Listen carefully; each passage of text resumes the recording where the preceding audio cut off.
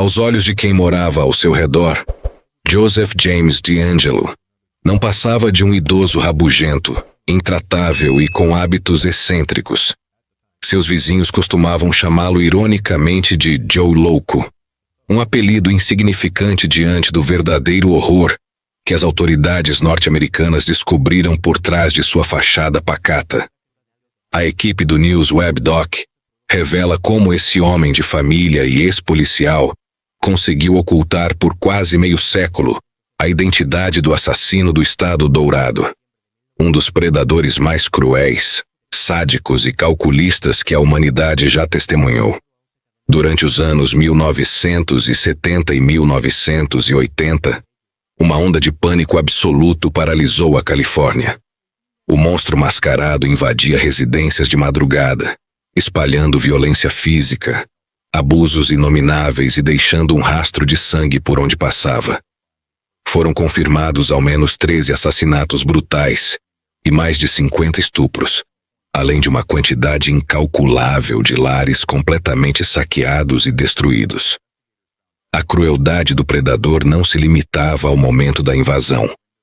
Sua assinatura mais perversa consistia em telefonar para sobreviventes meses ou até anos após os ataques, sussurrando ameaças perturbadoras para garantir que o trauma psicológico nunca cicatrizasse.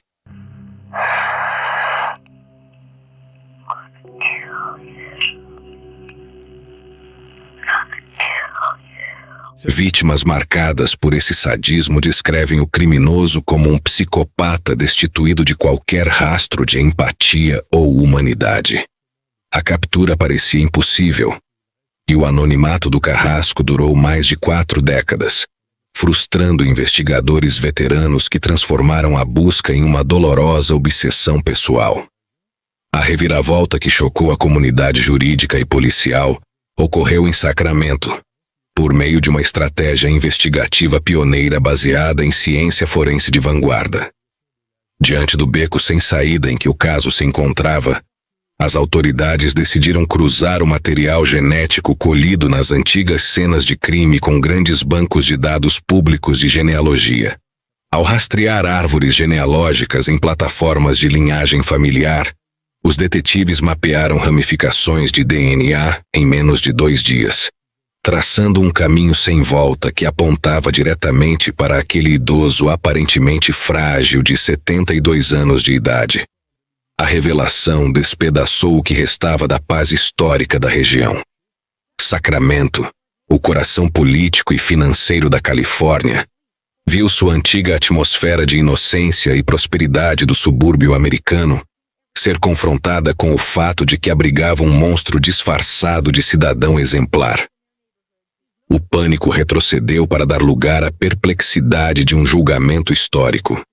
Hoje, o olhar gélido do réu na corte de justiça é a única pista da mente sombria que, em uma manhã comum, cortou o silêncio de um lar pacífico, surgindo no corredor sob o brilho de uma lanterna, empunhando uma lâmina pesada e ocultando o rosto atrás de uma máscara de esqui para dar início ao pior pesadelo da história americana.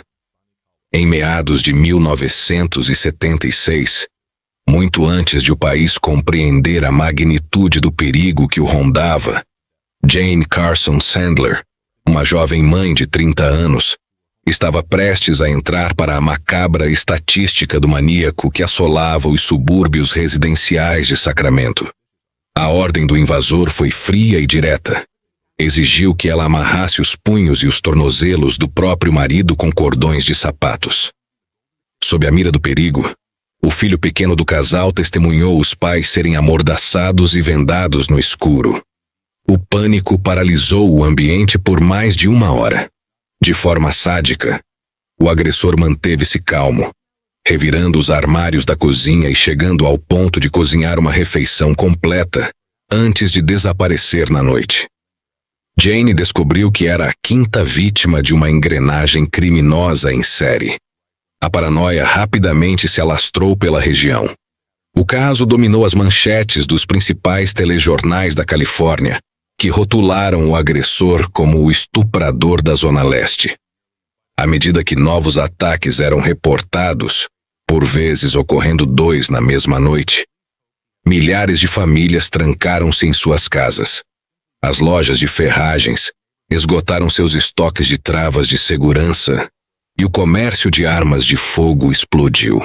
O mistério em torno da identidade do criminoso intrigava os investigadores, entre eles Carol Daly, uma das detetives de vanguarda dedicadas a rastrear o monstro e amparar as sobreviventes.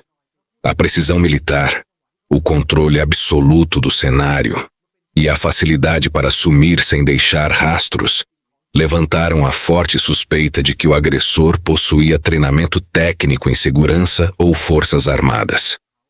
O predador sabia como escolher seus alvos. Em 1977, Margaret Wardlow, de apenas 13 anos, tornou-se a vítima mais jovem do maníaco. Ela morava em uma casa térrea cujo quarto dava acesso visual direto para a rua. Por ironia do destino, a jovem acompanhava as notícias e conhecia o modus operandi do agressor, o que salvou sua vida. Para garantir que ninguém reagisse, o criminoso empilhava pratos nas costas dos maridos ou familiares das vítimas enquanto cometia os abusos, ameaçando executar a todos ao menor sinal de barulho da louça. Margaret buscou forças em seu íntimo para suportar o abuso, tentando demonstrar indiferença como uma forma psicológica de retirar o prazer que o agressor sentia ao dominar pelo medo. À medida que o número de ocorrências ultrapassava 30 casos, a escalada de violência indicava que o criminoso estava prestes a cruzar a linha dos abusos para se tornar um assassino em série. No entanto, o que ninguém suspeitava na época era que o homem mais procurado da América trabalhava fardado. Joseph James DeAngelo iniciou sua trajetória na aplicação da lei na pacata cidade de Exeter. Ele utilizou seu conhecimento interno sobre investigações, rotinas de patrulha e preservação de evidências para blindar seus próprios crimes por mais de 40 anos. Antigos companheiros de farda relembram com espanto que ele era responsável por coletar provas e conduzir averiguações, o que facilitava a destruição de qualquer vestígio que pudesse incriminá-lo. Ele era o profissional perfeito sabotando o sistema por dentro. A impunidade parecia garantida, resistindo inclusive às melhores mentes do FBI.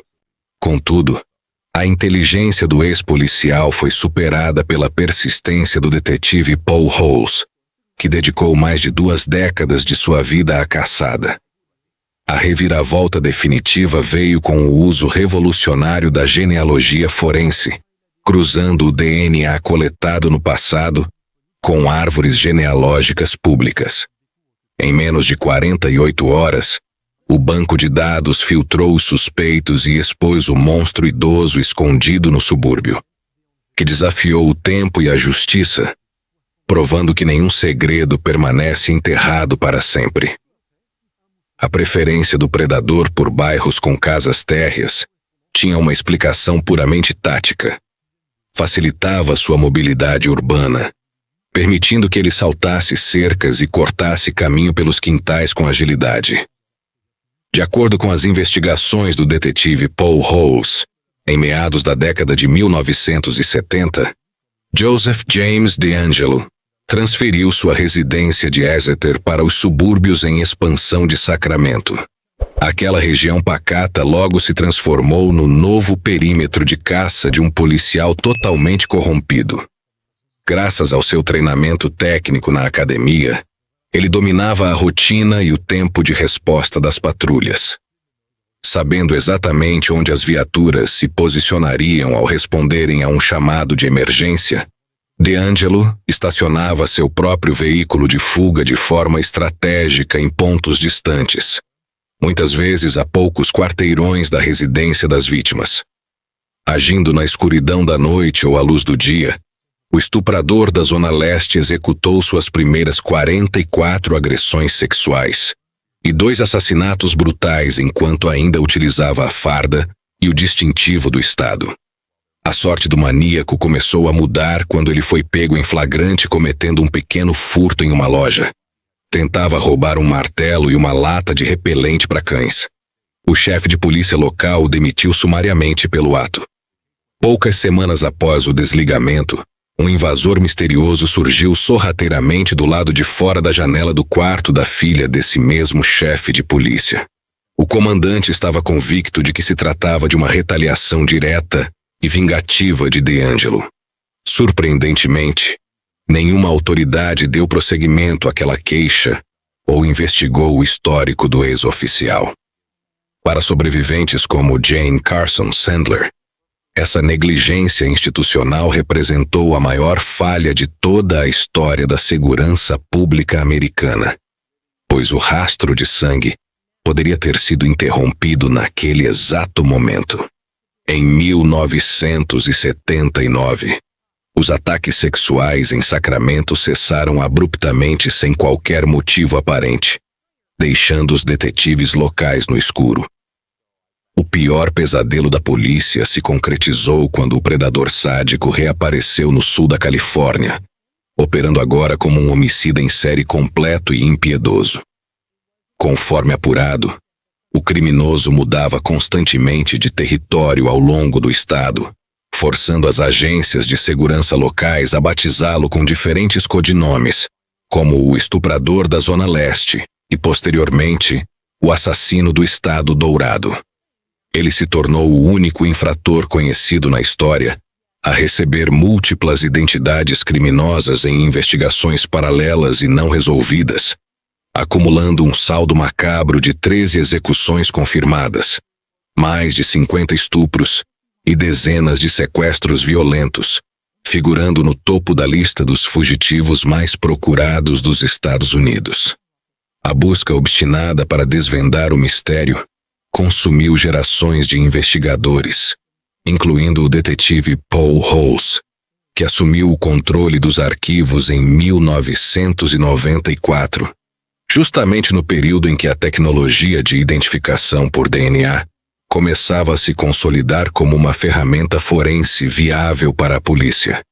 A partir de 2001, o perfil genético do assassino do Estado Dourado foi devidamente indexado no CODIS, o Banco de Dados Criminal Unificado do FBI, que armazena mais de 16 milhões de registros nacionais.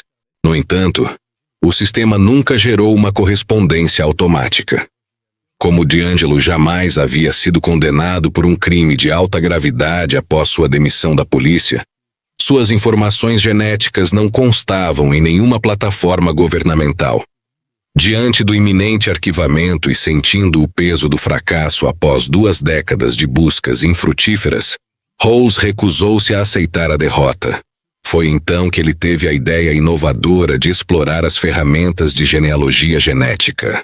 Plataformas comerciais focadas na reconstrução de árvores genealógicas e na busca de parentes perdidos, como o Ancestry e o GEDmatch, permitiam que usuários comuns fizessem o upload de seus códigos genéticos voluntariamente. Movido pelo instinto investigativo, o detetive tomou uma decisão ousada que mudaria os rumos da justiça criminal. Extraiu o material biológico preservado das antigas cenas de crime do assassino e fez o upload diretamente nesses sistemas públicos para descobrir se o DNA do monstro oculto deixaria algum rastro familiar na rede. A obtenção de um cruzamento genético válido representaria uma cartada brilhante, um verdadeiro marco na história da investigação forense moderna. No entanto, por estar agindo à margem dos protocolos tradicionais, o detetive precisou criar um perfil infiltrado na plataforma. A partir dali, a equipe cruzou dados biográficos até que um nome específico saltou dos arquivos: Joseph James DeAngelo. Ele morava em Sacramento, tinha a idade exata dos crimes e encaixava-se perfeitamente no perfil psicológico do monstro. Após dias de monitoramento velado e campanas estressantes, os agentes recolheram um lenço de papel descartado por DeAngelo em uma lixeira pública. O material foi submetido a um teste laboratorial de urgência e o laudo confirmou uma correspondência definitiva e irrefutável. A busca infrutífera que consumia o detetive Paul Rose, há 24 anos, chegava ao fim com uma prova científica esmagadora. Para sobreviventes como Margaret Wardlow e Jane Carson Sandler, que esperaram mais de 4 décadas para encarar o homem que as violentou, o desfecho trouxe um alento profundo. Ver aquele idoso de passos arrastados, outrora um predador implacável responsável por 13 execuções e mais de 50 abusos, trajando um macacão laranja de presidiário e exibindo um semblante abatido diante dos monitores da sala de interrogatório, foi a recompensa definitiva para as vítimas. O carrasco acabou capturado na própria residência, onde vivia escondido à vista de todos, no coração de seus antigos perímetros de caça no subúrbio. Pai de 3 filhas, DeAngelo permanecia legalmente casado desde os anos 1970 com uma advogada especializada em divórcios, embora estivessem formalmente separados desde 1991. A legislação local assegura o privilégio de confidencialidade conjugal, o que desobriga um cônjuge de depor contra o outro no tribunal, deixando um mistério eterno sobre o quanto ela suspeitava das atividades noturnas do marido. Especialistas ainda se intrigam com a capacidade de DeAngelo de ocultar suas ações, visto que ele alternava calçados, jaquetas e máscaras de esqui a cada agressão. O descarte ou o armazenamento oculto desse vasto arsenal criminoso aponta para uma disciplina doentia que evitou qualquer desconfiança doméstica por décadas. O desfecho do assassino do Estado Dourado estabeleceu um precedente revolucionário na justiça global, abrindo caminho para que milhares de casos arquivados ao redor do mundo sejam solucionados por meio do mapeamento de ancestrais comuns em sites genealógicos. Esse método inovador não expõe a privacidade do usuário, mas identifica criminosos através de ramificações familiares distantes. Devido aos prazos de prescrição na Califórnia, DeAngelo foi a julgamento formal apenas pelos 13 homicídios. Para sobreviventes, ver o sádico predador condenado a passar o resto de seus dias confinado em uma cela de segurança máxima, privado de seus antigos hábitos de liberdade, representa a justiça final. Acompanhe os desdobramentos dos crimes mais intrigantes da história real aqui no News Web Doc. Se você tem estômago para encarar a verdade por trás dos arquivos mais sombrios da humanidade, inscreva-se no canal, ative as notificações e deixe sua teoria sobre o caso nos comentários. Até o próximo documentário.